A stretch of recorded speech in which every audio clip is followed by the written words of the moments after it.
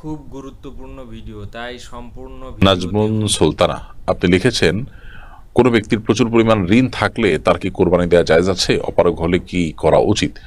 প্রচুর পরিমাণে ঋণ যদি কারোর থাকে এবং ঋণের জন্য প্রেশার আছে ঋণ পরিশোধের জন্য, তাহলে সেক্ষেত্রে তার কোরবানি না দিয়ে ঋণ পরিশোধ করাকে অগ্রাধিকার দিতে হবে। তার জন্য ঋণ না দিয়ে কোরবানি দেওয়া জায়েজ নাই। আর যদি ব্যাপারটা এরকম হয় যে ঋণের যে দায়িত্ব সেটা তিনি আদায় করার জন্য কোনো সিস্টেমের মধ্যে তিনি আছেন, সেটা তিনি আদায় করছেন, করবেন এবং কিস্তিতে দিয়ে যাচ্ছেন নিয়মিত, কোনো অবহেলা নেই, এবং সেটা এখনই দিয়ে ফেলতে হবে এরকম নয়, দায়নি মুআজ্জাল নয়, বরং সেটি সময় নেওয়া আছে, আপনি সেই হিসেবে দিচ্ছেন, তাহলে সেক্ষেত্রে আপনি অবশ্যই কোরবানি দিতে পারেন অন্য টাকা দিয়ে।